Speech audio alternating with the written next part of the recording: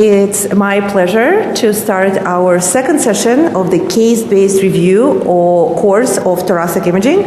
My name is Diana Litmanovich, and I am going to moderate the session, and I'm a director of this course. I'm from Beth Israel Deaconess Medical Center. Without further ado, I would like to announce our first speaker, Dr. Sanjeev Bala, who is coming to us from Mallinckrodt Institute, and he's going to talk about thoracic emergencies. Good afternoon, everyone. First of all, I'd like to thank the course organizers, especially Diana, for inviting me. It's really an honor to be here with you this afternoon, and I want to thank you all for actually coming in the afternoon, because I know the days can get long.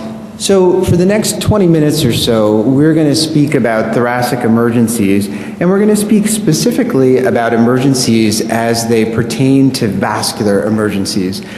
So the first case that I'd like to present to you is a 63-year-old man who presented with chest pain to our emergency department, and you'll notice that there are some unenhanced images above, and below there's some post-contrast images, and the question that we have is, what is the most likely diagnosis for this patient? Is it a vasculitis? Is it an infection?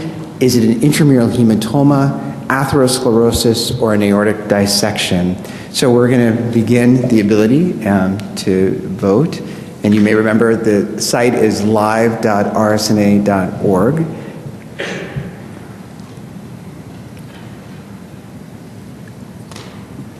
And it always is nice to see the green bar be the bar that's dominating, so that's kind of nice.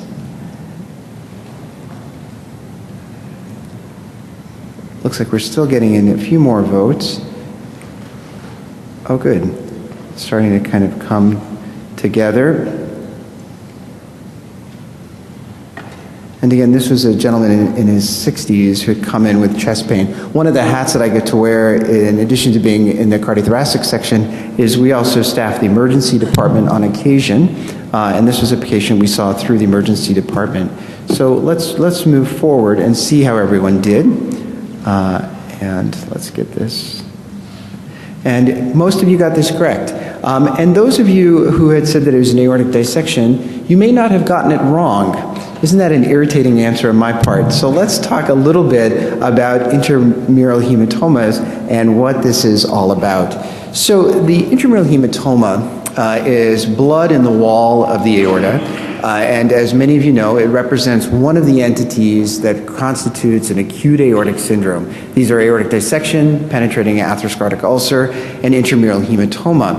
Now, what I want to share with you is that if you have been a student in the early 2000s, like I was, a fellow in the late 90s, you would have thought of an intramural hematoma as representing rupture of the vasa vasorum into the aortic wall. This is the classic teaching. There's blood in the wall. There's no communication with the lumen. But increasingly, there is debate in the literature. There are few autopsy studies, and there's increasing belief that some of the intramural hematomas probably begin in the same way as a classic aortic dissection, where there is some interruption of the intima, and this will seal off. So probably the intramural hematoma represents a variation on occasion of an aortic dissection. The key is that there's blood in the wall of the aorta.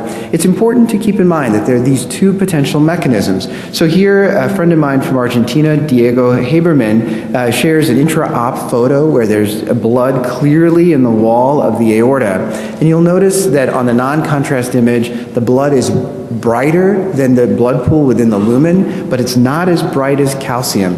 This is key in making the diagnosis of an intramural hematoma. Most of you will remember that the intramural hematoma will resolve on its own. And this is why this is an important concept, because this has really determined some management questions. A few will go on to form aortic dissections, and rarely they'll go on for aneurysm or rupture. Now, the intramural hematoma classically has been said that if it involves the ascending aorta, it's treated like an aortic dissection. This is a surgical lesion. And I say that it's controversial, and it's somewhat classically been taught this way, because increasingly in the Asian literature, specifically from the literature that comes from Korea and Japan, We've noticed that there is a role for observing a type A intramural hematoma. If the type A intramural hematoma is less than 1.5 centimeters thick, if there's no ulceration or blood flow within it, there is a belief that this can be followed with very short-term imaging. It's important to keep this in mind because in your practice, if you have a surgeon who's trained in the East, they may ask you, what is the thickness of the intramural hematoma? Is there any sign of ulceration? Because they may be considering following. It's also important to realize that there is some controversy in the literature because many people believe that the aortic constitution of the Asian patient may be slightly different than that of the Occidental patient, and whereby a type A intramural hematoma that is thin may not go to surgery in an Asian patient, they may go to surgery in a Western patient. The other thing that's kind of interesting and has changed in our philosophy about the intramural hematoma is that occasionally you will see a blush of contrast in the intramural hematoma. There are two types. There's what's been called an intramural blush, and the second is an ulcer-like projection. So let's first look at this. This intramural blush is believed to represent retrograde flow through intercostal arteries. So what you're seeing is you're seeing actually some blush in the intramural hematoma from this retrograde flow. Perhaps these are the patients who've had rupture of their vasa vasorum. This intramural blush really has no prognostic significance. These patients, well, some will go and do well, and some will not do so well, but the presence of the blush isn't what determines that. Occasionally, because of its simulation of a Chinese ring sword, multiple intramural hematoma blushes are sometimes known as the Chinese ring sword sign.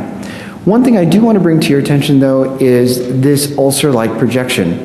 Different than the intramural blush, this ulcer-like projection actually it represents this ulcer of the intima, and there's some extension into the intramural hematoma.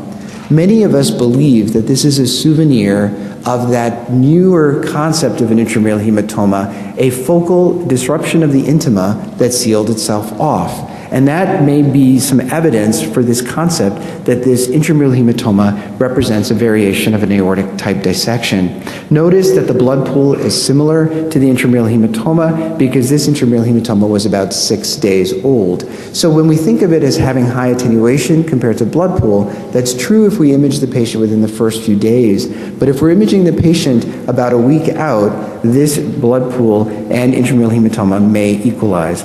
Just to share with you, this was a patient who had an intramural hematoma, had an ulcer-like projection. This patient went to the operating room. This was an unstable intramural hematoma. This was another patient that just had that retrograde flow. 2 months later, it resolved on its own, nothing that went on.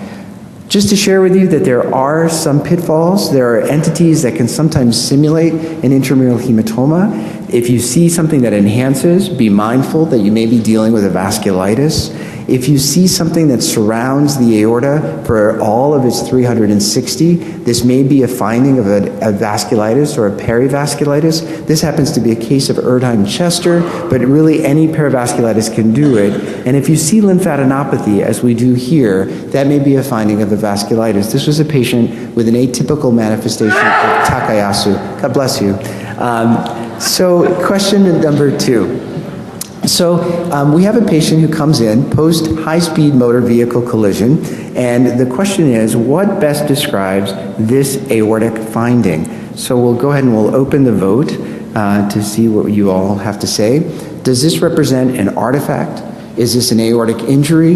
Is this atherosclerosis? Or did we pick up an incidental intimal sarcoma? What is the best descriptor for what is going on here in the aorta in this patient post high-speed motor vehicle collision?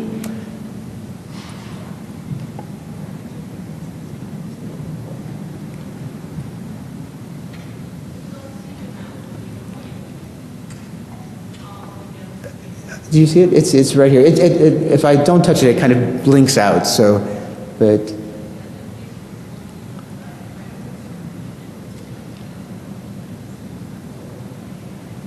All right, so let's go ahead and we will go ahead and take a look at this case. And as many of you have suggested, this was indeed an aortic injury. So let's go over aortic injuries on imaging. The key with aortic injuries that I would really like to highlight is the concept of both direct and indirect signs. These are vascular signs that are very useful both in the aorta and in all other vessels. So the indirect sign refers to blood that effaces the fat plane with a vessel that may be potentially injured. If that's all you see, it's an indirect sign. The direct signs, and we'll talk about what those are ones that can give us much greater confidence that the vessel has been injured. Now, we're all familiar that the classic location is the aortic isthmus for areas that have been injured in the setting of blunt trauma, but I'd like to remind you, in the era of multi-detector OCT, we are finding that we're detecting a far greater number of descending injuries, and occasionally we'll pick up an ascending aortic injury as well. But most of the ascending aortic injuries are lethal, and these patients end up not doing so well in the field. So what are the direct signs? The direct signs that we're looking for are abrupt contour changes of the aorta itself, an outpouching, a so-called aortic pseudoaneurysm, where you're kind of getting this pseudoaneurysm here. You may see a flap, but let me remind you that this is not an aortic dissection because we don't know what's making up the flap. It may include the adventitia, it may be the adventitia media and intima, we just don't know. And so this is truly not a dissection in the classic sense.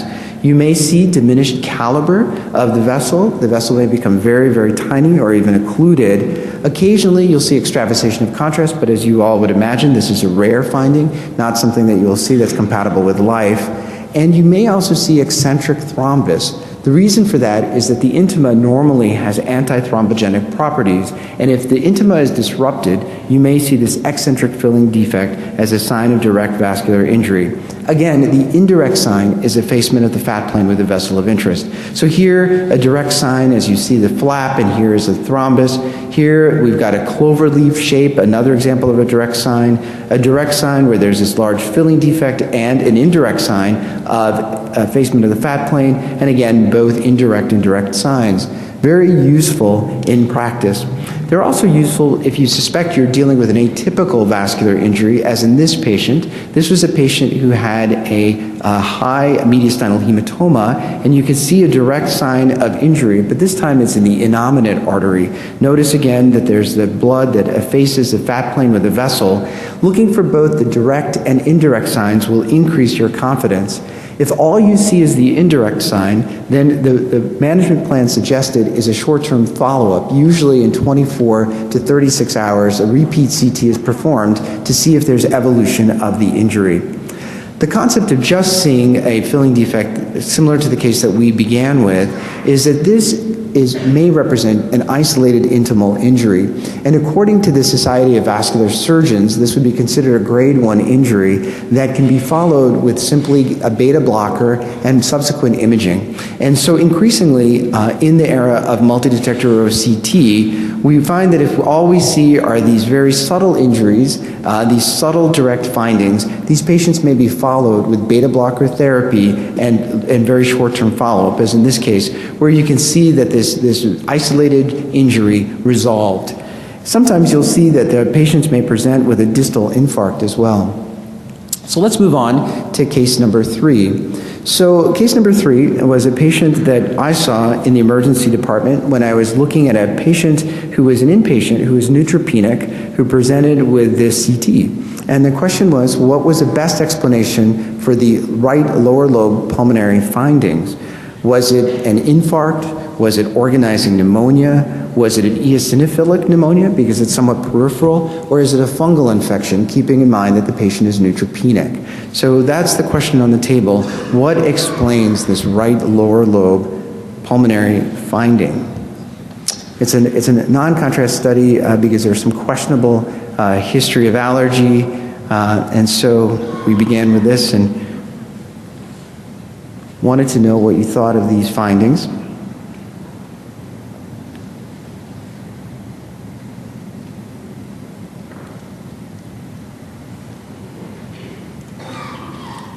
So we're kind of meeting in the middle a little bit, and let's see how everyone has done, what the options were.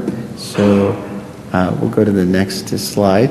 And we see that most of you got it right. It was an infarct, which is excellent to think about, and something that we have found that we've been burned by on occasion. So let me share with you our experience. So the patient had a questionable history of an allergy, but luckily it was just questionable. So when we suggested that the patient could have an infarct, they were brought back after receiving contrast material, and you could see that this indeed is a filling defect, and this peripheral opacity with this kind of spongy internal reverse halo is very typical for a pulmonary infarct. And it's actually a pretty common look for an infarct. This was another patient that we saw who presented with what we thought could be a pneumonia, and you could see that this is kind of a peripheral, but one of my colleagues thought, but wait a minute, it looks somewhat rounded, it looks like a Hampton's hump, let's pursue it. We did a CT, and you could see that there's a nice filling defect in keeping with an infarct. So please keep in mind that if you see this kind of thick-walled reverse halo, one of the things to think about is a Hampton's hump. And remember, the Hampton's hump refers to an infarct where there is a convexity that is directed towards the hilum of the ipsilateral lung. A very good look for an infarct. Occasionally, we've talked about in our practices, many of us are familiar with the atoll sign or the reverse halo. This on the right is a patient who has organizing pneumonia from immunotherapy, something that we see pretty frequently as well in our practice, as I'm sure many of you do as well. But notice that the atoll sign or reverse halo of somebody who has an infarct has a much thinner capsule to it, and notice that it's a little bit more similar to the normal attenuation of the lung. Also, a good reminder that one other sign that's been associated with the infarct, as I try to show you in my very crude drawing down here, is that many infarcts tend to melt, similar to an ice cube on a sidewalk on maybe a hot day. And you can see that as the time progresses, the last part of the infarct to disappear is the most peripheral. That's useful because this patient was a patient who came to us with a history of colon cancer, and we were looking at the CT, and one of the thoughts was, could this represent metastasis in the lower lobe? Well, it's kind of funny shaped, and you'll notice that it's very flat towards the periphery. Those of you who've got a keen eye are probably picking up the fact that on the unenhanced scan, you can see that there's high attenuation in keeping with a large embolism. And this was another example of a pulmonary infarct. Infarcts are common, and I'm a little bit embarrassed to share with you a statistic. In our practice at Mallinckrodt, only 3 out of 100 PE protocols in the ER are positive for PE. On the other hand, in our outpatient setting, we have about 7 out of every 100 oncology follow-ups are positive for pulmonary embolism. So we seem to be catching pulmonary emboli more frequently on our non-PE protocols. So just keep that in mind, and hopefully your practice is a little bit different than ours, but that's something that we see. All right. Here's another question that comes up, and it's in this question.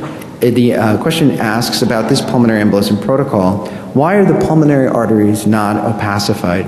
Is this because of a pulmonary embolism? Is it because of an intracardiac shunt, like a patent foramen ovale? Is it because the technologist messed up and it's time for me to pull out the QA form? Or is it a flow artifact? Why are the pulmonary arteries not so well opacified? You can see here's the aorta, here's the pulmonary artery, and here's the superior vena cava.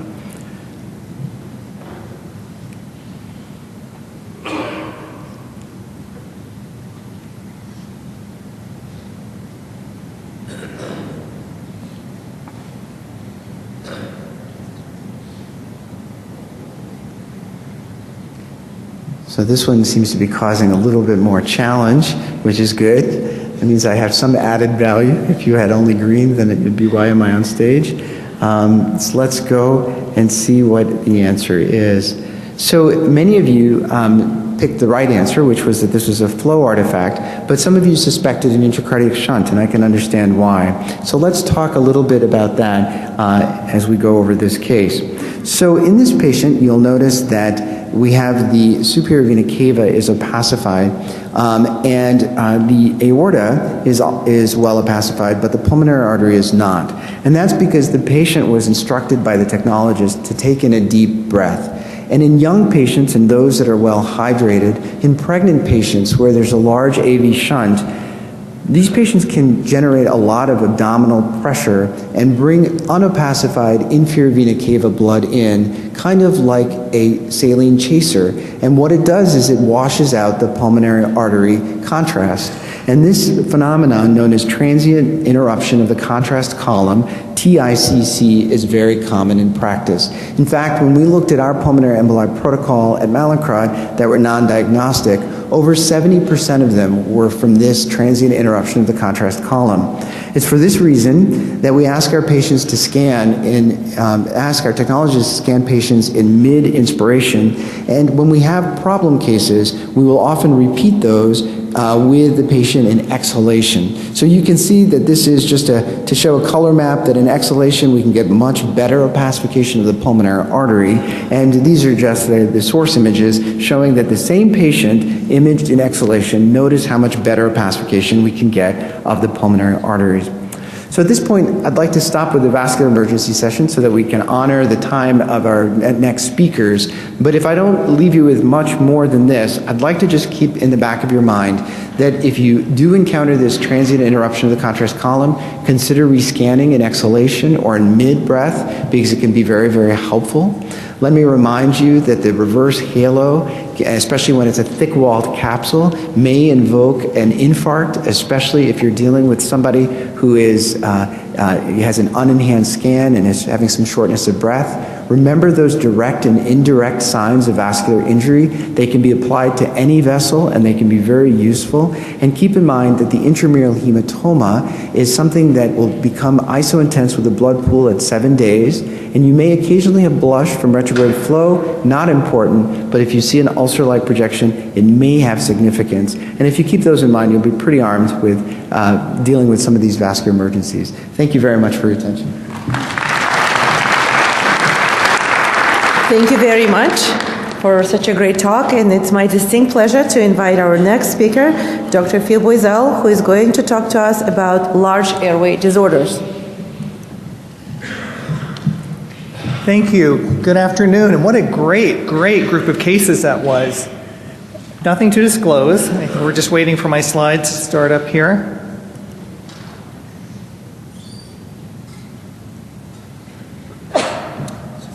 Time?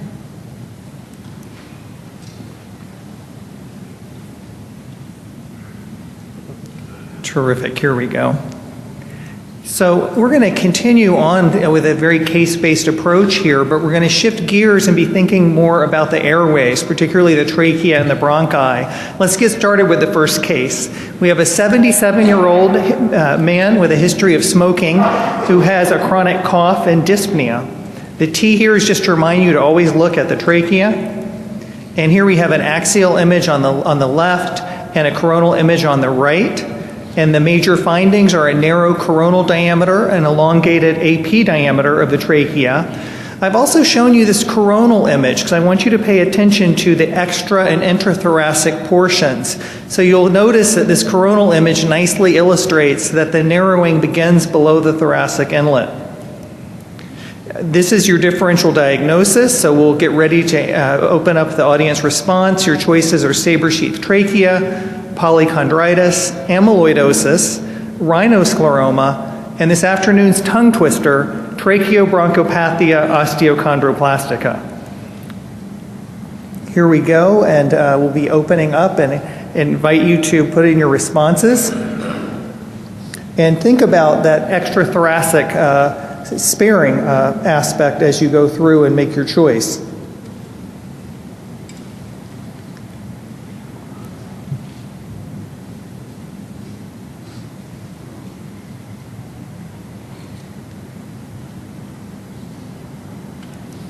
Okay, and it looks like a vast majority of you, at least nearly 60%, chose saber sheath trachea, which was the correct answer. So let's go on and talk a little bit about that entity. It's been well known for quite a long time, originally described on chest radiographs, strongly associated with chronic obstructive pulmonary disease. Sagittal diameter is elevated compared to the coronal so that the ratio is typically greater than 2. As we saw in that nice coronal image, there's characteristic sparing of the extrathoracic trachea. and you may or may not see calcified cartilage and tracheal wall thickening. A take-home point is to think about your normal anatomy. So the sagittal to coronal ratio of the trachea is typically about 1. So even though there's a wide variation in those individual diameters in any given patient, the ratio is such that you'll typically at end inspiration see the trachea is either a round or an oval configuration as shown here. Let's move on to case 2. We have a 45-year-old man with progressive postoperative dyspnea. This is a cone-down axial image at the thoracic inlet level, and I'm also giving you a 3D volume reconstruction image. Let's go over the findings. We have circumferential tracheal wall thickening, nicely demonstrated on the axial image. And on the 3D image, we see an hourglass type of stenosis, perhaps a little bit more like an hourglass when you see the graphic illustration next to it. And it's about 2 centimeters long, and it starts about 2.5 to 3 centimeters above the carina. The differential diagnosis for the audience response is relapsing polychondritis, TBO, and post-intubation stenosis. And we'll invite you to go ahead and put in your choices. As you're doing that, think about that, whether or not the posterior wall was spared and how that might help you in answering this question.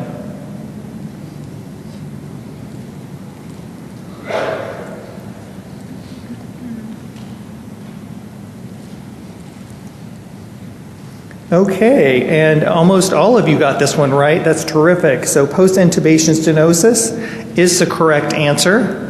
And let's go back to that element of the posterior wall sparing. So the test case, depending on your favorite breakfast, is either a Cheerio or a Dunkin' Donut, a very circumferential appearance of the trachea with the wall thickening. And notice that on the complementary case on the right, we have thickening that spares the posterior wall. So conditions that target cartilage, such as relapsing polychondritis in this case, and TBO in this case, are going to spare the posterior wall. Let's talk for just a second about post-intubation stenosis. It's a lot less common than it used to be since they've had advances in endotracheal tube design. But this tends to present with a focal tracheoluminal narrowing, measuring about 2 centimeters in craniocaudal length, and the location is typically where the endotracheal tube cuff would be seen. And keep in mind that although the ischemic event happens during the time of intubation, oftentimes the granulation tissue takes weeks to even months to develop. So these patients may present after they've been discharged with unexplained dyspnea and wheezing. The focal nature, the location, and the circumferential narrowing with the hourglass configuration are fairly pathognomonic, particularly in a patient who's had recent intubation. An anatomical take-home point is that the posterior wall of the trachea is devoid of cartilage. So unlike the anterolateral walls, which have the supporting cartilaginous rings, you typically will not see the wall very well of the posterior membranous wall on a CT image. So in a healthy individual, the posterior wall is typically paper thin, and the anterolateral walls may be up to about 2 millimeters in diameter.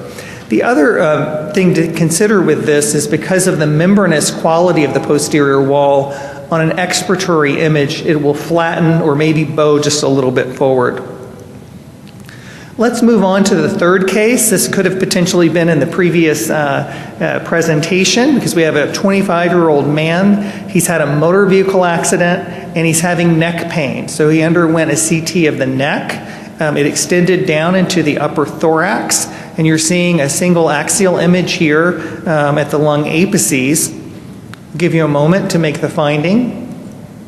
So there's a small air collection adjacent to the right posterolateral wall of the trachea. It's at the thoracic inlet level, and I can tell you that images above and below were normal, and here we go for our differential diagnosis. So your choices are tracheal laceration, a tracheal bronchus, or a tracheal diverticulum. And as you begin to put in your responses, one of the things you might want to think about is, was there any evidence of pneumomediastinum in this case?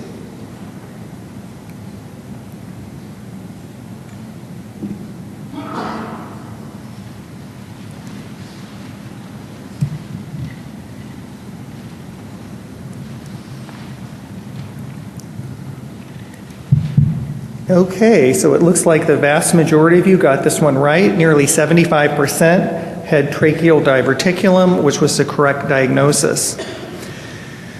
Tracheal diverticula, particularly at this location, are small outpouchings of the tracheal lumen, which are characteristically located at the right posterolateral wall. Particularly with thin section multi-detector CT scanning, you'll see these in up to about 5% of routine cases, and they can be seen both in children and adults. This can be either congenital or acquired, and they're usually of absolutely no significance. So really the take-home point is not to mistake these for something more sinister or concerning, such as a tracheal rupture. Let's take a look at a tracheal laceration, which is a rare life-threatening traumatic injury, and after blunt thoracic trauma, as in this complementary case that I'm showing, it typically occurs close to the carina. And as is also demonstrated in this case, it's associated with diffuse pneumomediastinum. The other entity that was on the differential diagnosis, and it's something to always think about when you see an outpouching of the trachea on the lateral wall, is a tracheal bronchus. As you know, this is an anomalous bronchial origin from the trachea. Now, this typically arises at a much lower level, within about 2 centimeters of the carina, and it typically supplies the apical segment of the right upper lobe. So instead of having a trifurcation of your right upper lobe bronchus, it will bifurcate. In some cases, this may become obstructed and lead to infections, and in this particular case, there was a post-obstructive abscess. Other cases, it may be simply incidental. Okay, let's move on to our fourth case, and this is a 63-year-old former smoker who presents with dyspnea, wheezing, and cough. And I'm showing you paired lung and soft tissue axial CT images through the upper thorax. I'll give you a few moments to look at these and to make your findings.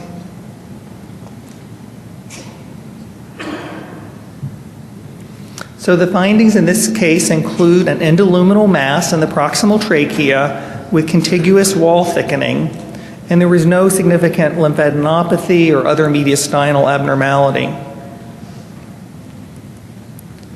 Your differential diagnosis includes retained tracheal secretions, primary tracheal neoplasm, or tracheal invasion from an extratracheal malignancy. And as you begin to enter your answers, think about, is this a real finding, or is there any chance this could simply be airway secretions?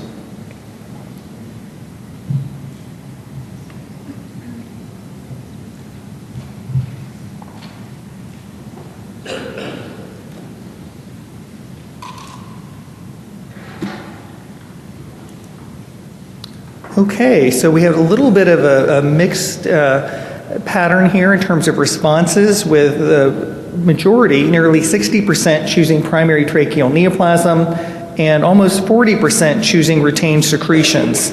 So let's take a look, and the actual answer was primary tracheal neoplasm. So primary tracheal neoplasms, the majority are malignant in adults. The two most common varieties are squamous cell, which is associated with smoking and has a worse prognosis, and adenoid cystic carcinoma. This particular case was a squamous cell carcinoma. Oftentimes when you're looking at CTs at the chest, particularly during particular seasons of the year or in patients with chronic respiratory disorders, you may see retained secretions. This is a classic example where it's dependent in distribution, and we actually see small gas bubbles. How about this case? Could this be retained secretions? Well, it looks a lot different. There's a polypoid type lesion on the lateral wall of the trachea, And what was done between these two images at the time of scanning was simply asking the patient to cough. The technologist happened to see this while scanning and brought the radiologist into the room. So there are cases that may simulate a tracheal neoplasm that actually do end up being secretions. Another really important thing to think about whenever you see an endoluminal mass in the trachea is, could this be secondary invasion from a malignancy within an adjacent organ, such as the thyroid, like a lung cancer, or the esophagus? And in this case, there was no evidence of that. But it is important to always carefully evaluate adjacent extratracheal structures when you see an intraluminal polypoid lesion or wall thickening that's localized. Okay, let's go on to another case. This is a 31-year-old woman with a history of chronic bronchitis, showing you a frontal chest radiograph, and I'll give you a moment to look at this. And let me ask, you can just yell this out if you'd like from the audience, what would you like to have? Is there any other imaging tests that would be helpful for you at this point? I hear CT, okay. Well, I'm going to give you something else, because I trained under Dr. Teresa McLeod. So I'm going to go back first, and I'm going to look for an old chest radiograph. So we have an old chest radiograph from 2 years ago, and I think this is incredibly informative for us because it looks almost exactly the same. So we know this is not an acute process, and we also know that it's been relatively stable over time, although still very concerning. So we go on to the CT, which is, I heard from the audience, a request for. And here we go. We have two axial images, one with soft tissue and the other with lung windows, and a coronal reformation image. Let's take a look at our findings. We have a calcified right hilar mass with an endobronchial component. It's causing obstruction of the middle lobe bronchi, as well as what we know to be chronic right middle lobe collapse from the chest radiograph. Your differential diagnosis is sarcoidosis, mediastinal fibrosis from histoplasmosis, and carcinoid. So I'll give you a chance to answer that.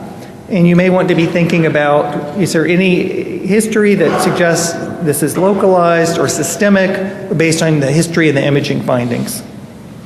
Give you a few moments to put your answer in.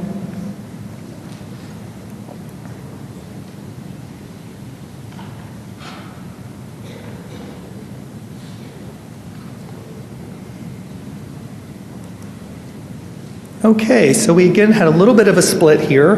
The most common responses were carcinoid at 45% and mediastinal fibrosis from histo at 40%. I think that those would be the most likely of the two, and the actual diagnosis was a carcinoid. As you probably know, carcinoids are neuroendocrine carcinomas that typically arise centrally but may also arise peripherally. You may see, as in this case, a hilar or perihilar mass. They're often dumbbell lesions with both an endoluminal and parenchymal component. They frequently demonstrate homogeneous enhancement. They can vary substantially in size at the time of diagnosis. A significant minority will calcify, as in this case, and post-obstructive changes, as we saw in this case, with plugging of the airways and atelectasis is very common. Well, why wasn't this sarcoid? That was the least common response. Well, we know lymph nodes can calcify in chronic sarcoid, but it's very unusual to have unilateral hilar enlargement. And although extrinsic airway compression may happen sometimes in sarcoid, it's quite unusual to have full obstruction of the airways collapsing a lobe. And obviously the distribution is quite different.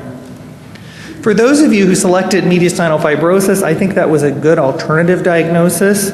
This more commonly happens in the right paratracheal than the right hilar region, but it can result in chronic lobar collapse, more often the right upper lobe, and it can also result in vascular encasement, which we did not see in this case. All right, we're on to the last case that I'll show you. It's a 65-year-old woman who presents with a chronic cough. I'm just showing you a single axial high-resolution CT image at the level of the right middle lobe bronchi. Give you a chance to make the findings and we'll review them. So there's multifocal bronchiectasis that has a middle lobe and lingular predominance. So I can tell you from the rest of the scan, there were scattered areas of bronchial dilation elsewhere, but not nearly as severe as in these lobes. And you can also see here a lot of bronchial wall thickening and some centrilobular nodules. So your differential diagnosis for this case is chronic aspiration, cystic fibrosis, or chronic MAC infection. And as you think about your answer, one of the things to consider is what is the distribution of the bronchiectasis and which of these entities would be more likely than the others to have a mid-lung predominance. Give you a few more moments to put in your answer.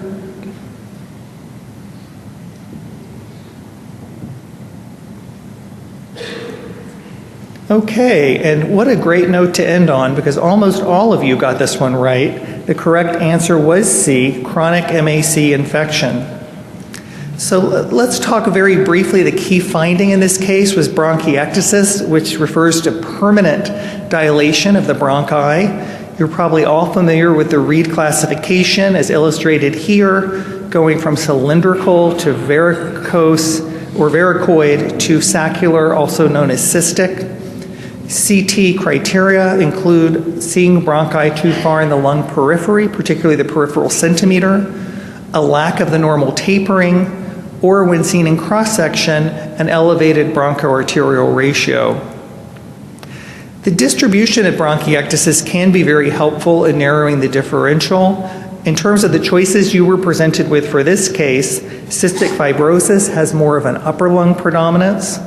As the case was here, the atypical mycobacterial infection, a mid-lung predominance, and then the chronic aspiration has more of a lower lung predominance. This particular form is referred to as a non-classical form of MAC. It's typically seen in middle-aged and older women presenting with a chronic cough.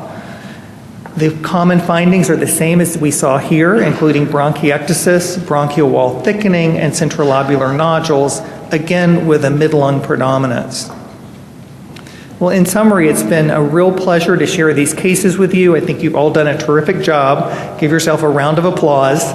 My final take-home points are to always inspect the airways on CT, regardless of the indication, and to use a pattern-based approach to facilitate diagnosis. This will help you to avoid pitfalls.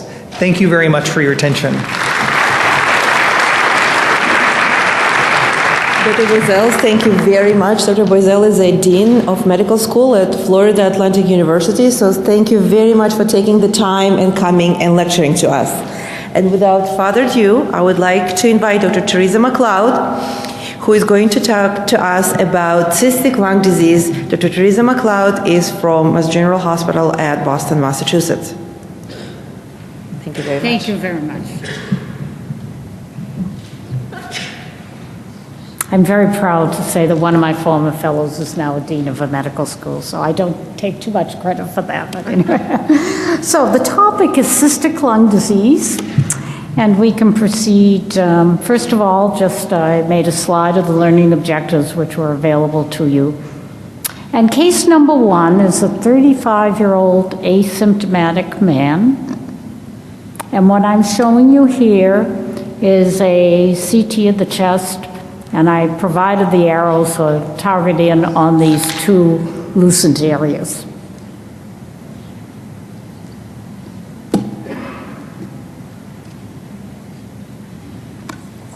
And the first question is, what type of cystic lesion is shown in this case? A, a bulla, B, a cyst, C, a bleb, or D, a nematocele?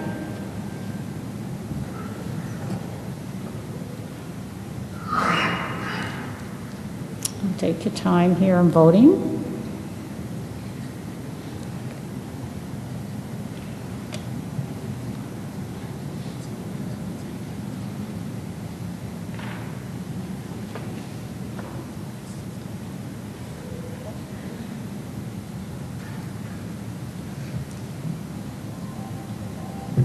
Okay. Do you have enough here?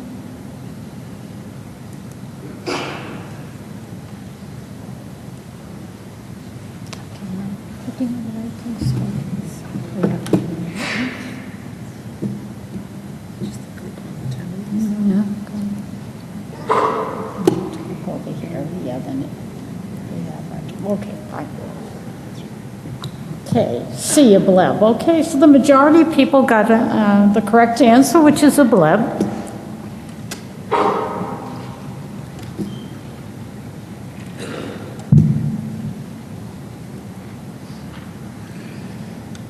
And I think when you deal with these fairly solitary, thin-walled cystic areas in the lung, it's good to know the definitions because I think it's very confusing and I think we tend to use some of these terms rather loosely to be descriptive, but there is definite definitions of each of these entities.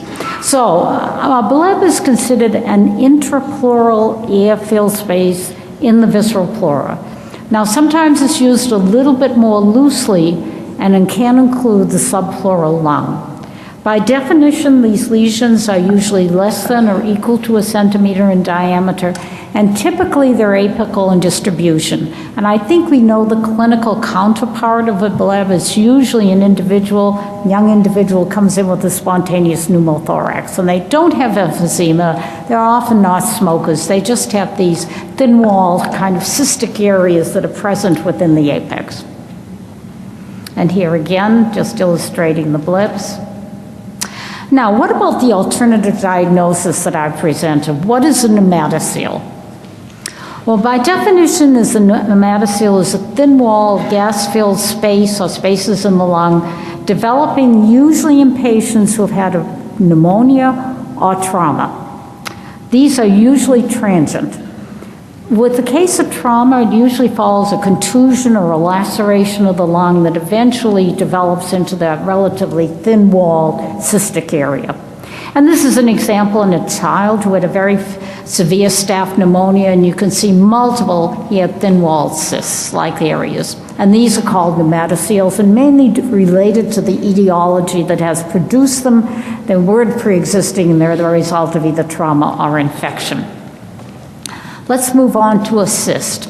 A cyst is thin-walled, less than 2 centimeters in diameter, well-circumscribed lesion of low attenuation or lucency surrounded by lung parenchyma. And that's the definition from the Fleischner Society. Bullae exist usually in patients with chronic obstructive pulmonary disease and emphysema. They have to be greater than 1 centimeter in size. So they're probably the confluence of areas of central lobular emphysema that result in a 1 centimeter cystic-looking airspace. They're air-containing structures with very thin walls, less than or equal to 1 millimeter. The walls of the bullae are formed by lung tissue, septa, or pleura, and as I mentioned, usually associated with emphysema. Now, cysts are usually air-containing, and naturally that's the case if we're dealing with emphysema. But what I wanted to show you as an illustration is the fact that a cyst can contain fluid. This is a bronchogenic cyst. As you know, most bronchogenic cysts occur in the mediastinum, but probably 10% or more in the medial portion of the lung. And here we see a bronchogenic cyst that's filled with fluid. Typically, because the fluid can be almost like a spring mortar cyst, the Hounsfield units are low, but occasionally they can be higher because of the presence of mucus. Now let's take a look at an example of bullae. This is a patient with obvious emphysema. You can see the destructive force of the emphysema, which has destroyed the lung parenchyma. But notice these structures here. These have well-defined, very thin walls, and these are bullae. They're well over 1 centimeter in size and meet the definition for bullae. And here's another example here. Okay, question number 2. A 40-year-old asymptomatic man. And here is a case. And the question is, what is the most likely diagnosis? Honeycombing, central lobular emphysema, bronchiectasis, or paraseptal emphysema? You can go ahead and vote now.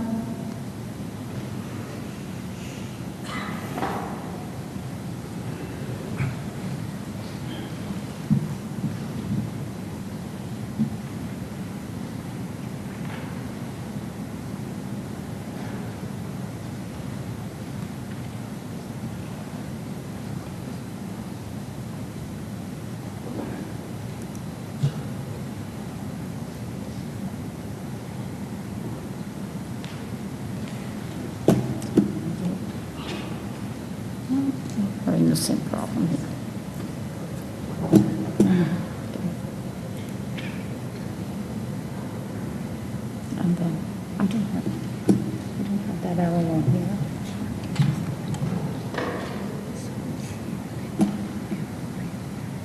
Where is it? Okay. So D, paraseptal emphysema, 83%, that's absolutely excellent, okay.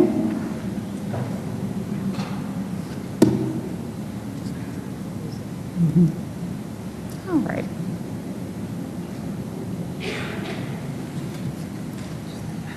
Okay, so this is an example of paraseptal emphysema.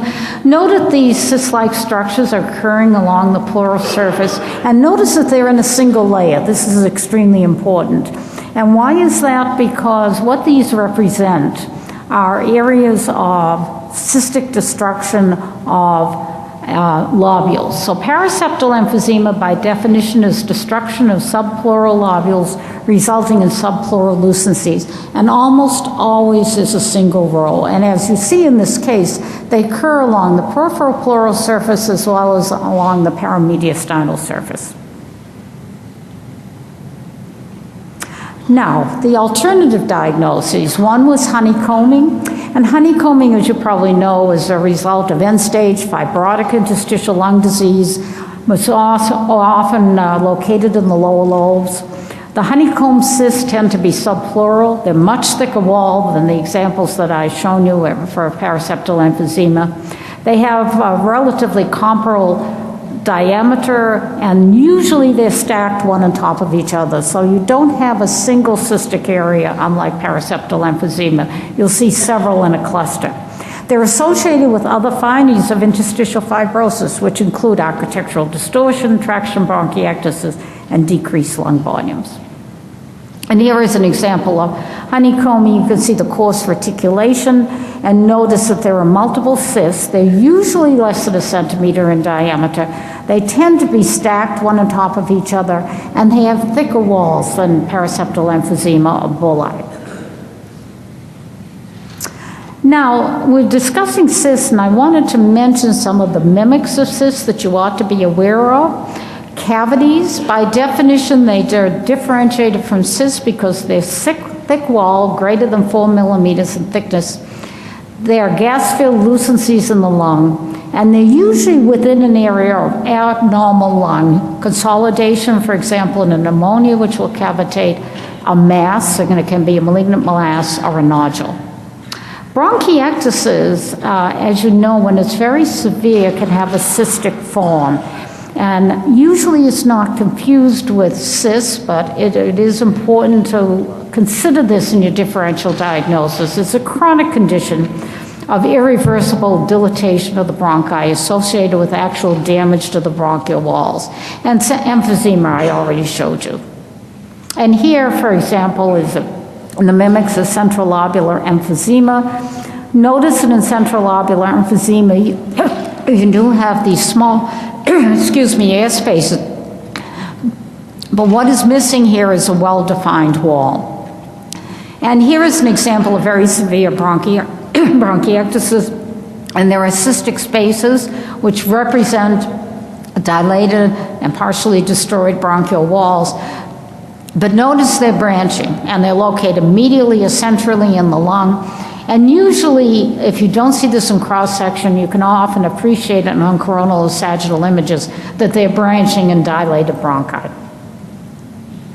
And here is an example of cavitation.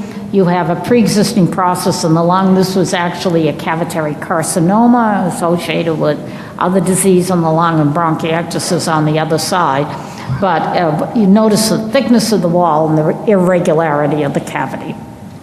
And central lobular emphysema, I wanted to point out that often you see in the center of the central lobular emphysema the intralobular artery, and that may be very helpful as well in differentiating central lobular emphysema from fairly diffuse cystic disease.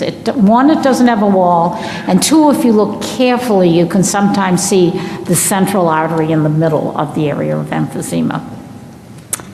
So, no appreciable walls, vessels in the center. Then this is central lobular emphysema, and this is an example of diffuse cystic disease.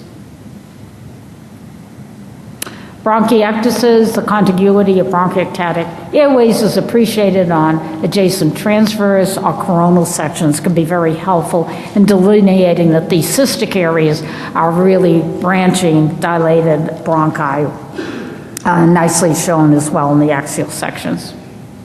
Okay, question number 3 is a 35-year-old woman. And I have 2 images. One with soft tissue windows, and then the other is obviously a CT with lung windows. What is the most likely diagnosis? We have 4 choices: Langerhans cell histiocytosis, tuberous sclerosis, Birt-Hogg-Dubé disease, and central lobular emphysema.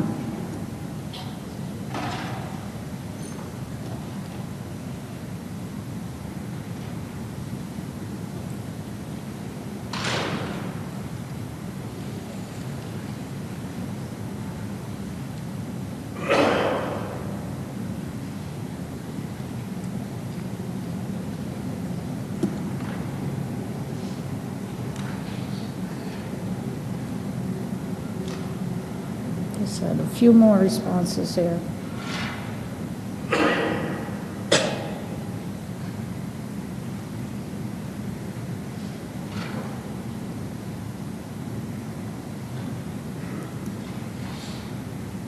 Okay, all right, so a little bit of an overlap here. The clue was the other CT image that I showed you, the soft tissue windows with, which also featured abnormalities in the bone, and this is tuberous sclerosis.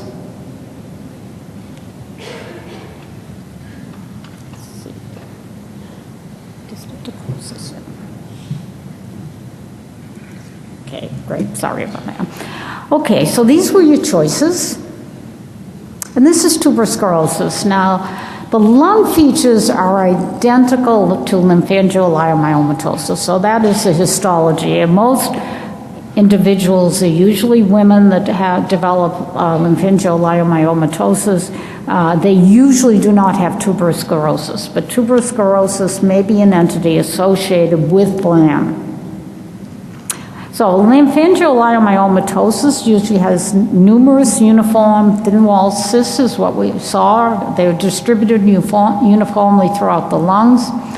The intervening lung is normal. There are no linear opacities, there are no nodules, there's no architectural distortion. You simply have these very thin-walled cysts. They're diffuse. They're distributed equally between the apex and the base of the lung.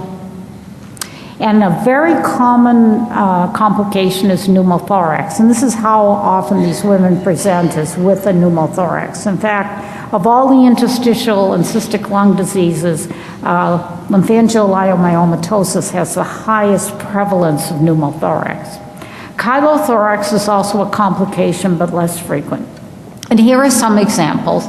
Notice these very thin-walled cysts. They're uniformly distributed throughout the lungs. They vary a little bit in size, but they tend to be relatively uniform. The coronal images are very helpful, I think, in allowing you to appreciate how uniformly these are distributed in the lung.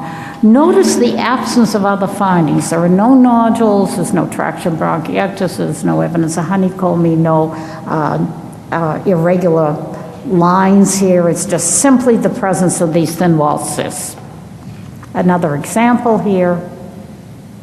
And this is a patient, I'm sorry, a slightly older slide, but you can see the complicating pneumothorax.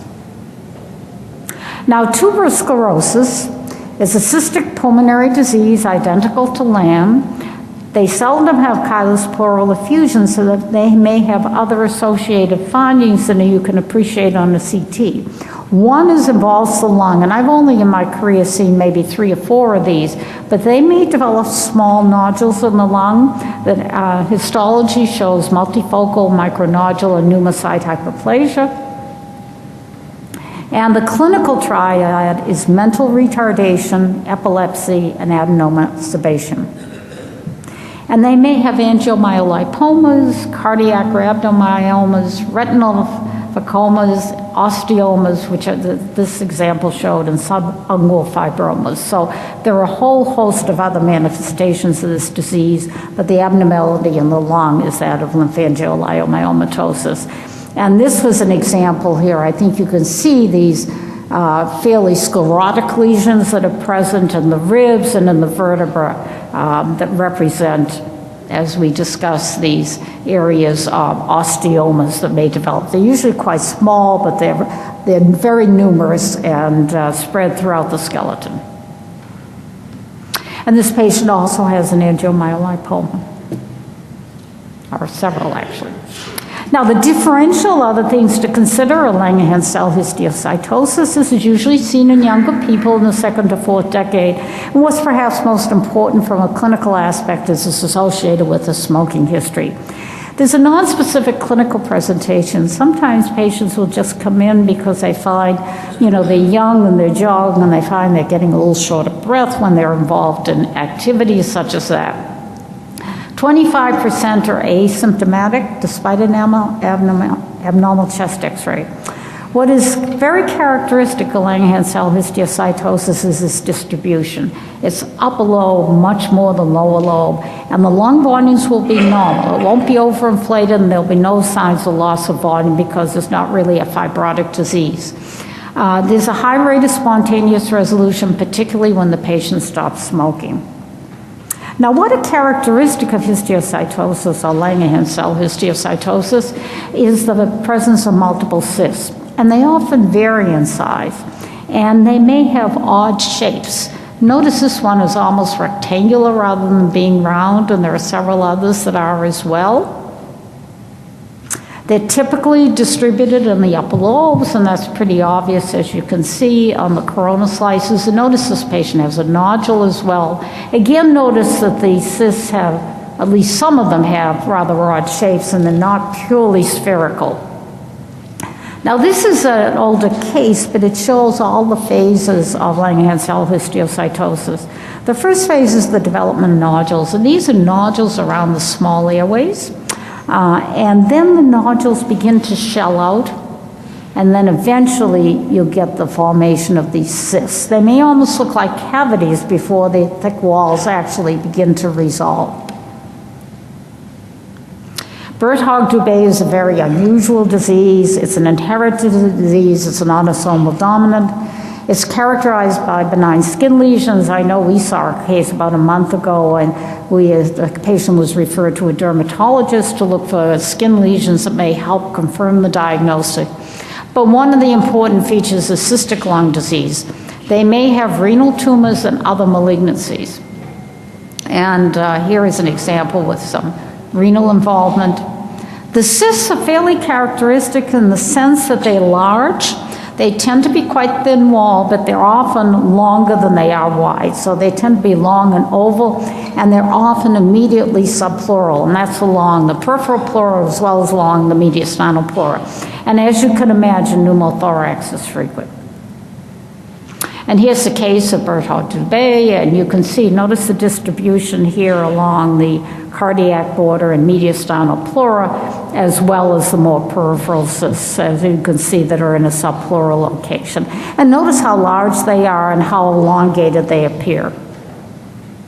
Now, central lobular emphysema we already talked about, and again, just to emphasize, this is diffuse cystic disease. This is another case of lymphangioliomyomatosis.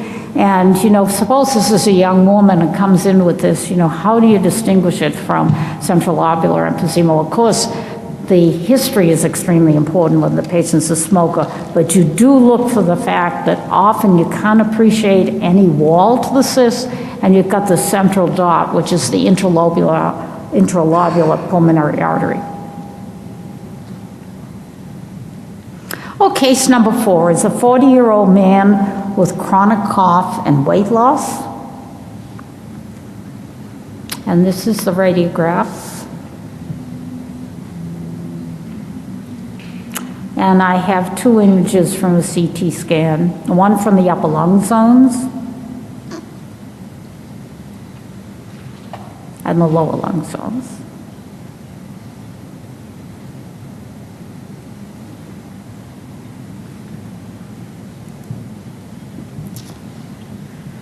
And here are the differential diagnoses that are listed: pneumocystis pneumonia, lymphocytic interstitial pneumonia, desquamative interstitial pneumonia, or bronchiectasis.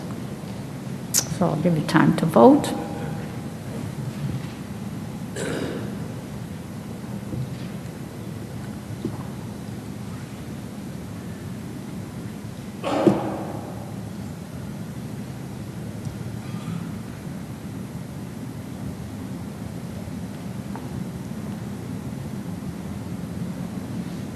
This one I see is maybe a little bit more difficult. People are hesitating.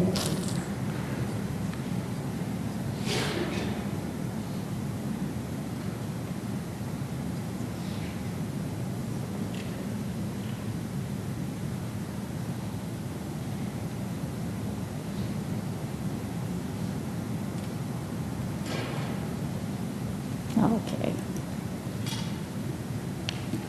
Go ahead and let's see how we did here.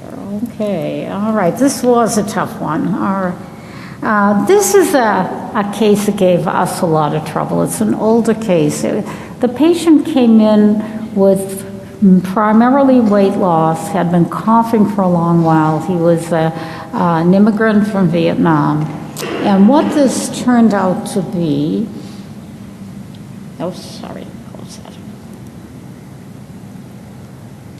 is pneumocystis pneumonia. And this surprised us. We thought perhaps the patient had bronchiectasis, and we went with that as an initial diagnosis. But if I can go over the imaging with you, I can go back, right, and just show them. Yeah, okay. This is rather a strange case because you do have these cystic-like structures.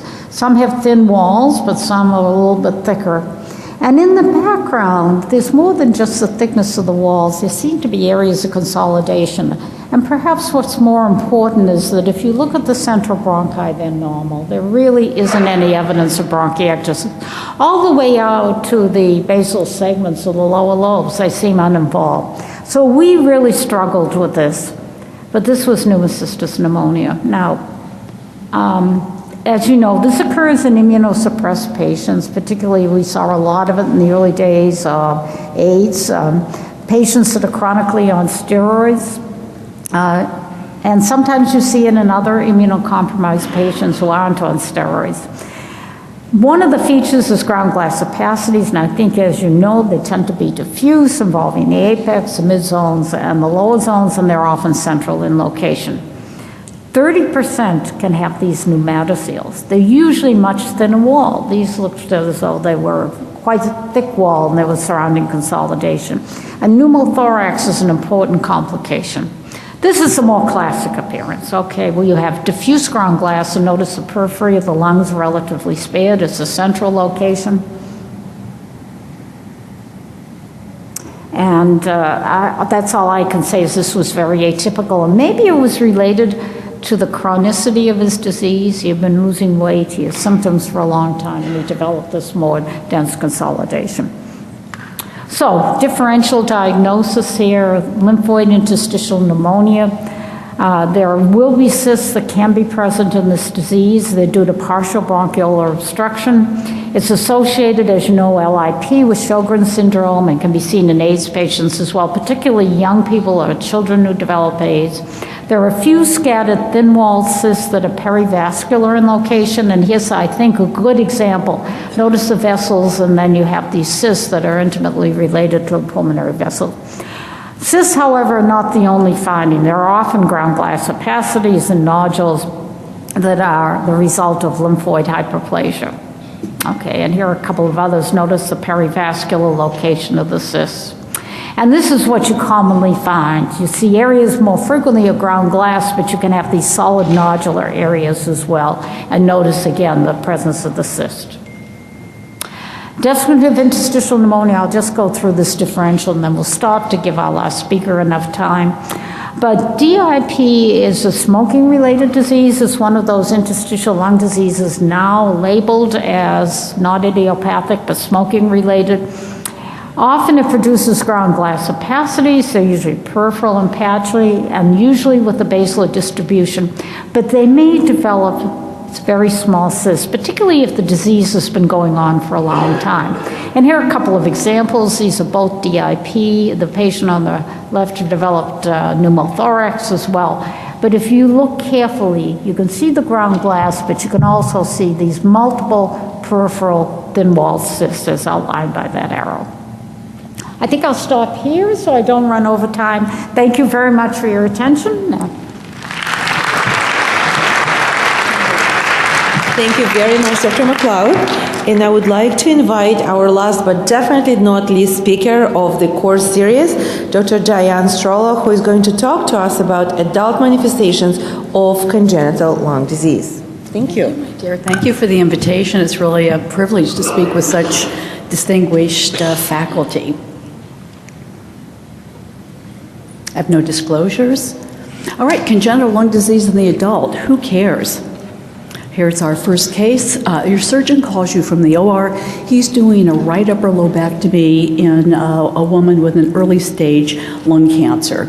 So he's in the chest. He's going to do a thoracoscopic right upper lobectomy. He's in the chest, and he calls you that he's found an extra bronchus. So here we're at the level of the trachea, we're at the level of the carina, here a little bit below the carina, and at this level where the bronchus intermedius bifurcates into the right middle lobe and lower lobe. His real question is, okay, he sees this bronchus, and now because there are two bronchus, he has to convert from a Band-Aid incision to an open thoracotomy. So what he wants to know with this bronchus, is this the superior segment lower lobe? Because if it is, not only does he have to dissect the right upper lobe with the two bronchi, but he is going to have to resect part of the right lower lobe. So that is your first question. What is this bronchus? Is it the tracheal bronchus? Is it the posterior segment right upper lobe bronchus? Is it the accessory axillary bronchus, or is it the bronchus to the soup seg lower lobe? Warm up your cell phones. Do I hit this now?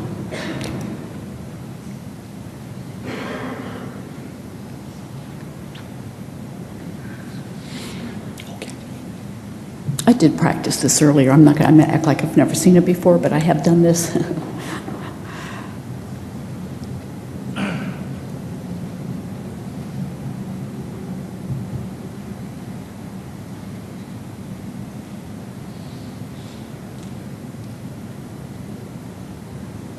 They never call us from the OR to tell us we had a great read. In fact, he pointed out that she's had 4 CTs and no one's called the bronchial variant.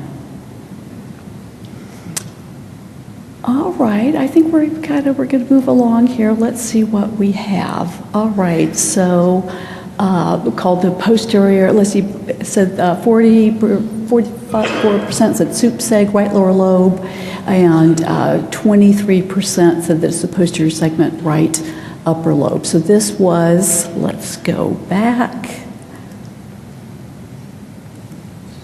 Oh, sorry. There we go. Oh, that's interesting.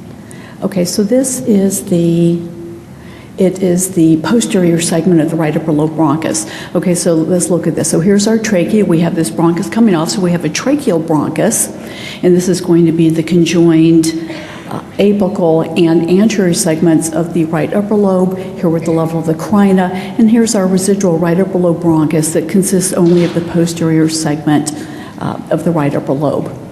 Okay, here's our tracheal bronchus, right middle, our posterior segment right upper lobe, and here at the bifurcation, here's our middle lobe, and here's in fact our superior segment of the lower lobe. So he can take out the right lower lobe, ligate the two bronchi, and not have to resect the soup seg lower lobe.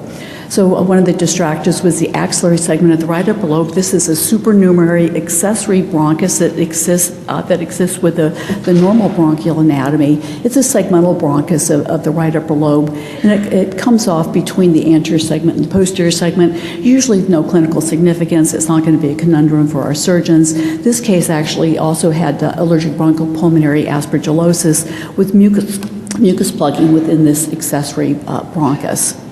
So the tracheal bronchus, with all the bronchi, there are common variations. We can have congenital variants based on the number, length, and position of the bronchi. Supernumerary, it will just have an accessory bronchus that exists with otherwise normal higher order bronchial divisions. This includes the accessory right upper lobe bronchus.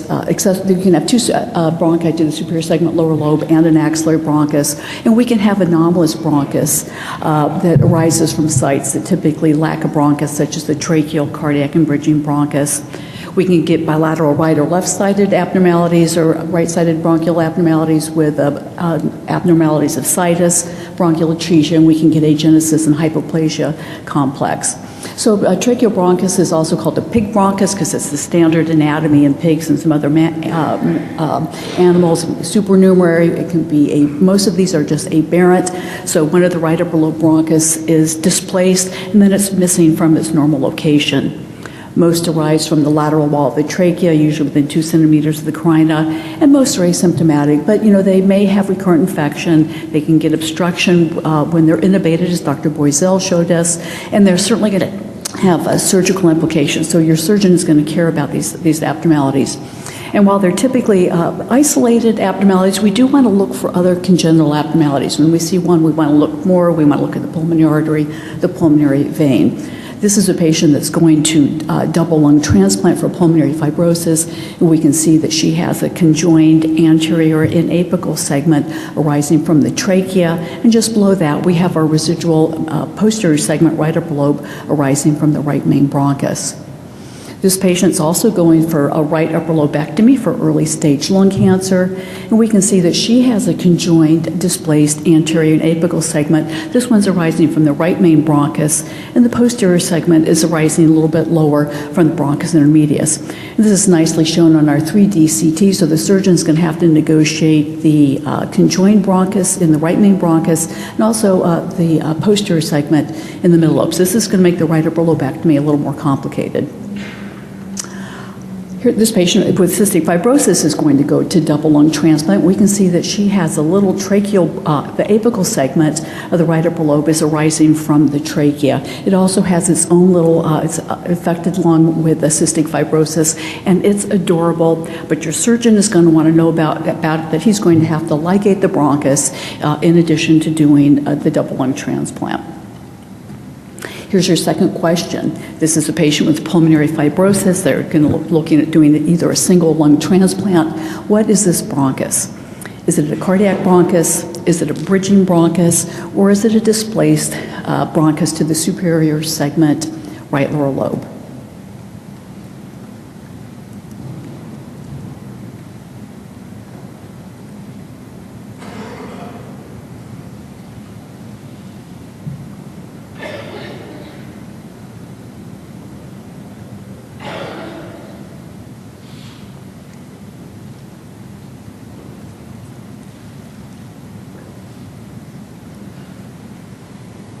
All right, let's take a look. Okay, so most said a cardiac bronchus and a smattering for the bridging bronchus and the subseg lower lobe bronchus. Okay, so this is indeed a cardiac bronchus. This usually arises either from the medial wall of the right main bronchus or from the bronchus intermedius. As in this case, it sort of hangs out into that azoesophageal recess. And it may be a blind pouch that can serve as a reservoir for secretions and potential aspiration. And in this case, it's probably not going to be a problem for lung transplant since they're going to ligate the main bronchus, which is superior to the cardiac bronchus. Now, sometimes these will have a little bit of lung that's associated with them. So here's our bronchus intermedius, here's our medial cardiac bronchus, and these will have an accessory or an anomalous fissure that separates it from the remainder of the lower lobe. So here's our anomalous bronchus, and here's a little bit of lung associated with it. Usually these are not sequela until we're going to go to lung resection. So here's another patient with a peripheral adenocarcinoma in the right lower lobe. They're looking at doing a complete right lower lobectomy. And at this level, we can also see that she has a small anomalous or accessory fissure. On coronal, there's a cardiac bronchus. We can see that it's, here's our right main bronchus, so it's coming off the bronchus intermedius. And this is actually associated with a subsegment of lung. And on axial images, here is our bronchus coming down. Here's our anomalous fissure that separates it from the remainder of the lower lobe. So to do a right lower lobectomy in this case is going to be a little bit of a conundrum because they're going to have to dig medially to this bronchus intermedius and ligate the cardiac bronchus and resect the section of lung. Or if she's going to go to, if they're going to take out the cardiac bronchus, they're going to have to ligate the bronchus intermedius above it. So she's going to end up with a right middle lobe and a right lower lobectomy. And the patient and the surgeon are going to want to know that before she goes to surgery. Now think of the bridging bronchus as the cardiac bronchus on anabolic steroids. This usually arises from the left main bronchus, but in this case it's arising from the inferior aspect of the carina. So this is going to tunnel down inferiorly in the mediastinum to supply the right lower lobe. We can see that it's really quite narrowed, and this right lower lobe is small, it's hyperlucent, it's got cystic change, and it's got bronchiectasis from recurrent infection from obstruction of the bronchus. All right, so we know that the bronchus and the arteries develop together. So when we see something in all of our cases, we need to also look at the pulmonary artery. So here's our right pulmonary artery. We can see on this image that cardiac, the bridging bronchus is occluded. And coming off the bottom of the right pulmonary artery, here's our right lower lobe pulmonary artery that's being a companion to the bronchus. So we can see that both of these course posterior to the left atrium and between the esophagus. All right, here's your next case. Here's a 28-year-old man. He's got recurrent right lower lobe pneumonia. It's kind of odd. All of his pneumonias are in the right lower lobe. So feast your eyes for a couple seconds and we'll move on to the question.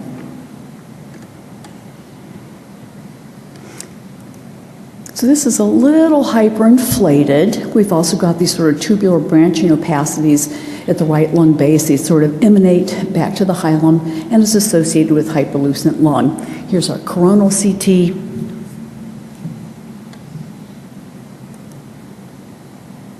And soft tissue window.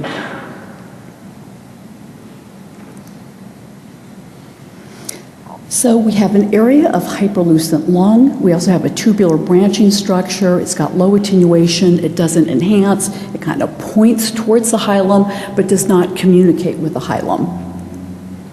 So what's the most likely diagnosis? Lung cancer, allergic bronchopulmonary aspergillosis, bronchial atresia, or scimitar syndrome, also known as the pulmonary veino-lobar syndrome.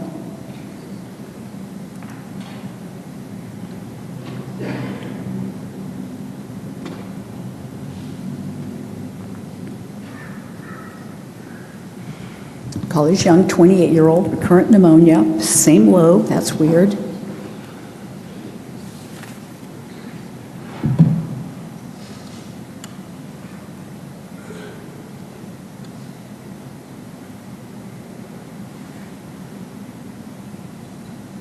All right, let's take a look. Okay, so bronchial atresia, and that is the correct answer.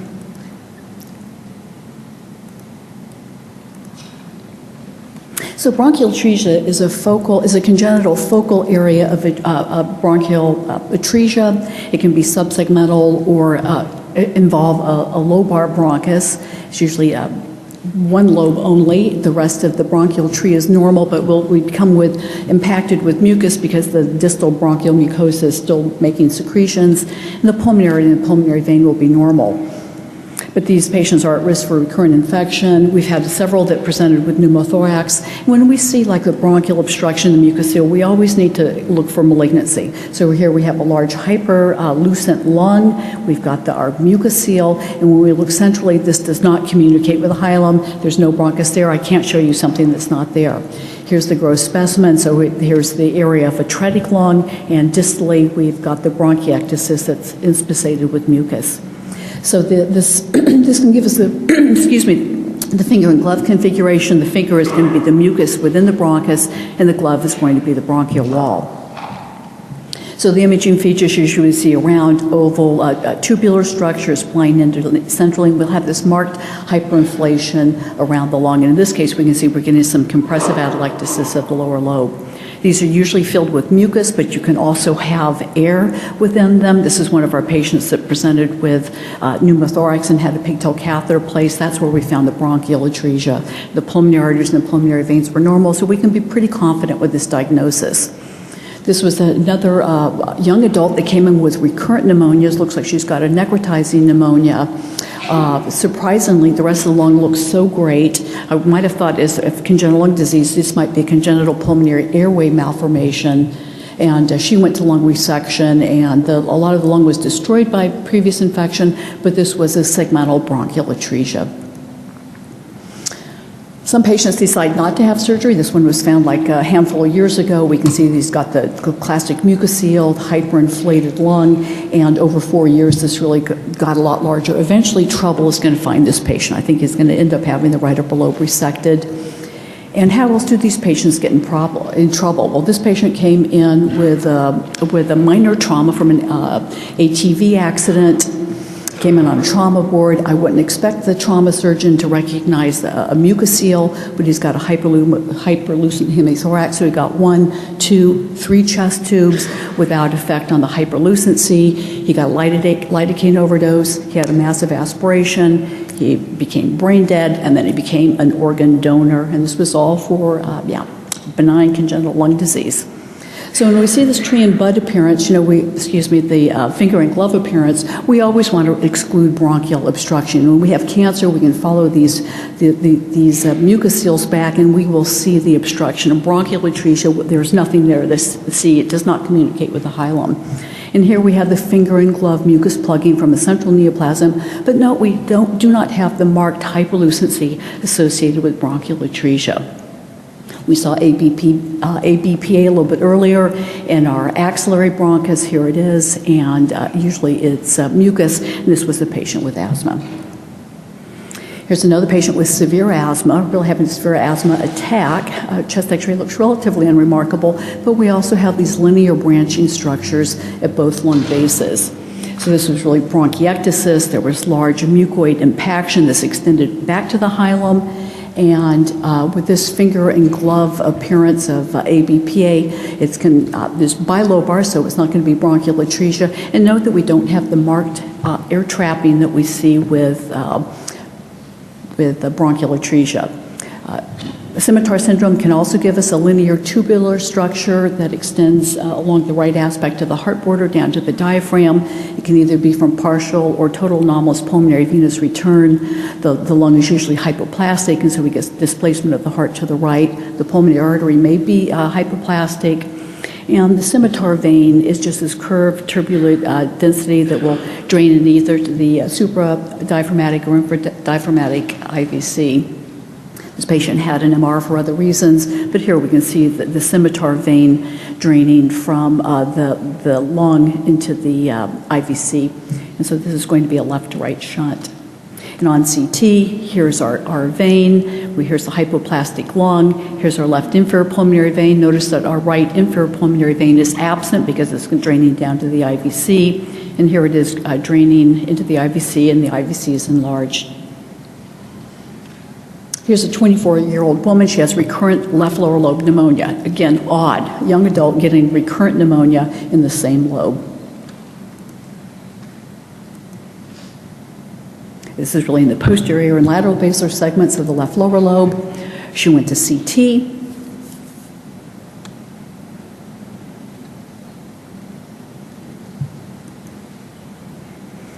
And so your question is, what is the most likely diagnosis? Hemorrhagic AVM, sequestration, or partial anomalous pulmonary venous return?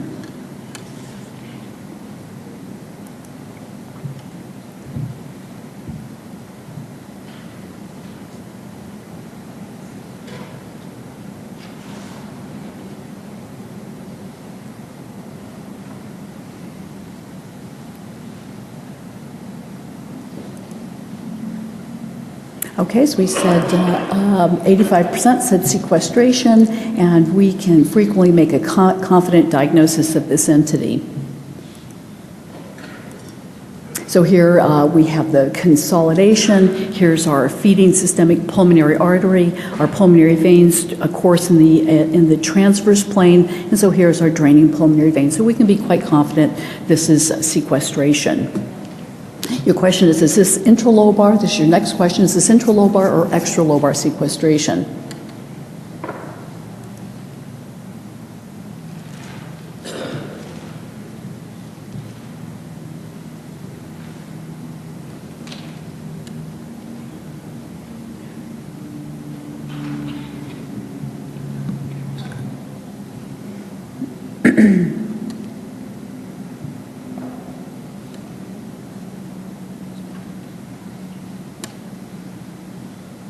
All right, let's take a look. All right, so this is intralobar sequestration. Let's see why. All right, so we have our feeding artery and a draining vein. This is within the lobe, so this is going to be intralobar sequestration. Both of these, sequestration could be intralobar or extralobar. Both will have a systemic arterial supply. Neither of them have a normal communication with the tracheobronchial tree, but the extralobar is outside of the lower lobe. It's invested in its own separate pleura. It will drain with a systemic vein versus intralobar will have pulmonary venous drainage and is within the lobe. And I think we can clearly see that case was within the lower lobe. So this is a congenital lesion. We can make a confident diagnosis with this woman had recurrent pneumonia in the right lower lobe, so here's the necrotizing pneumonia. We can see the draining vein going into the inferior pulmonary vein, and then we want to look for our feeding systemic artery, and here it is coming off the low thoracic aorta. Sometimes the intralobar sequestration just manifests with unusual cystic change, hyperlucency.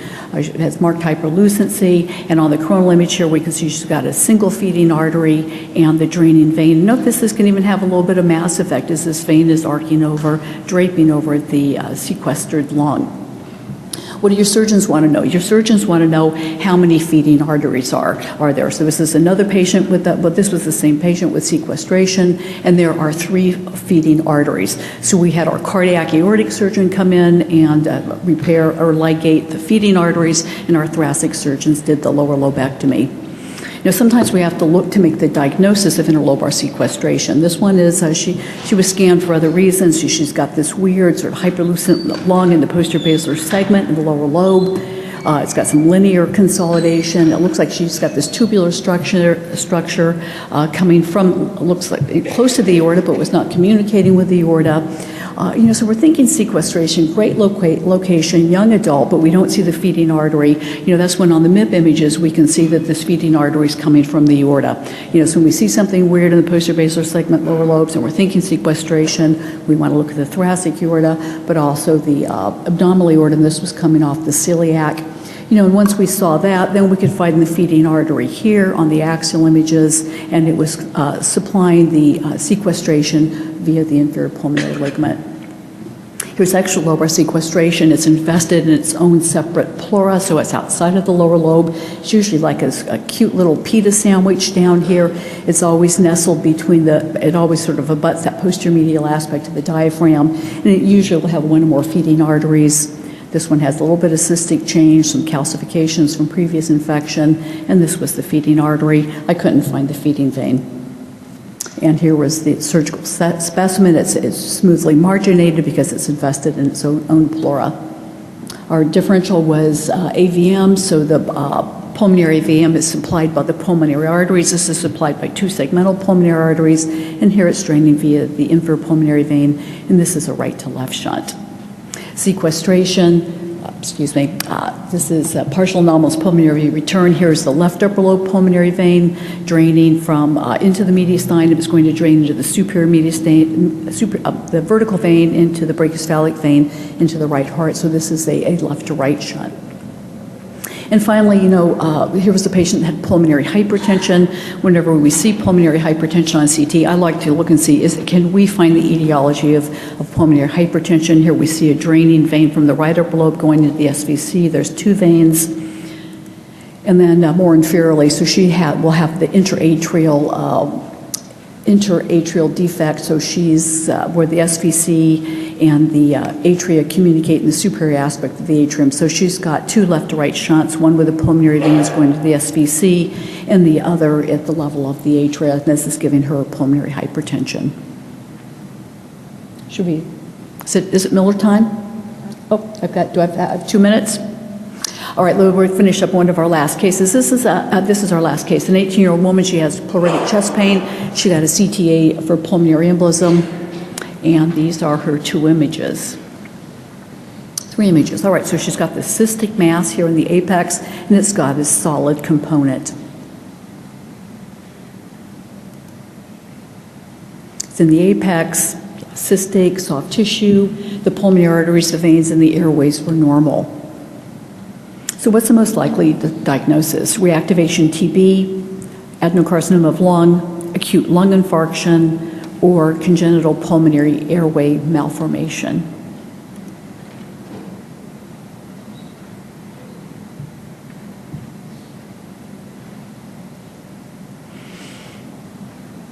All right, so this multicystic lesion in the lung apex, of course, we all have to exclude tuberculosis. She did go for a workup for TB. It's curable, it's communicable, we hate to miss it.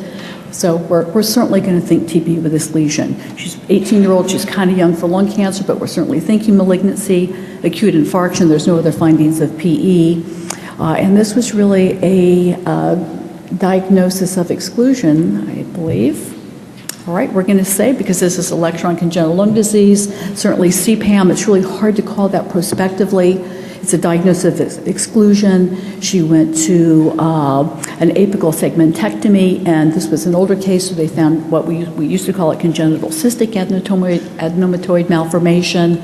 So she was small cysts. She had small cysts. These are sort of microcysts that cause the solid component. So this was a CPAM.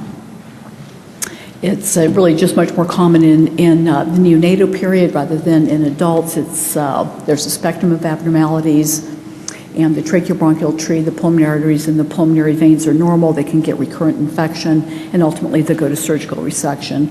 This is a young adult that was being evaluated for a pectus deformity, who had this bilobe multicystic lesion in the base of the left lower lobe. It wasn't really in the posterior basilar segment. There was no feeding artery or draining vein, so we were not really considering sequestration, but it went to resection, and this was a CPAM. There's another sort of odd case, a young woman with recurrent pneumonia in the left upper lobe.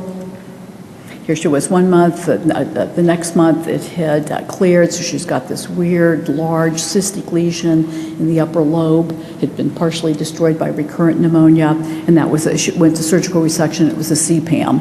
Here's another patient that decided, we didn't know what this was. He decided not to have surgery. You can see he's moldered along with recurrent pneumonias over 10 years, and this finally went to resection and was CPAM. TB is usually, patients are ill. They can have a wasting illness. You can have cavitary consolidation and bronchiectasis. And for the post-primary TB, you'll have soiling of the dependent portions of the lung.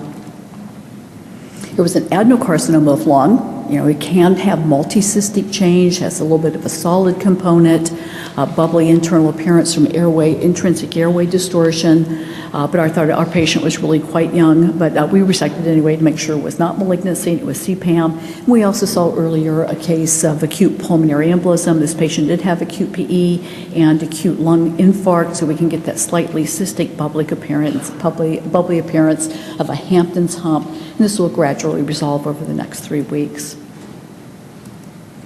So in summary, when we look at the tracheobronchial tree on every CT, we need to do bronchial roll call. We need to look at the entire trachea, the main bronchi, all lobar and all segmental bronchi, and then we won't miss these lesions that can be so confounding for our surgeons. We saw some congenital lung lesions, bronchial atresia, CPAM, sequestration, and scimitar. We need to look at some of the classic locations, especially that posterior basilar segment for sequestration. We want to look at systemic arteries, a draining vein, and for lesions that have a mucocele and marked hyperinflation, we want to see if it communicates with the central tracheobronchial tree. Some of these have overlapping features. They can be confusing because they have recurrent pneumonia, and a lot of these congenital lesions are eventually resected. Thank you very much for your attention. I appreciate you staying.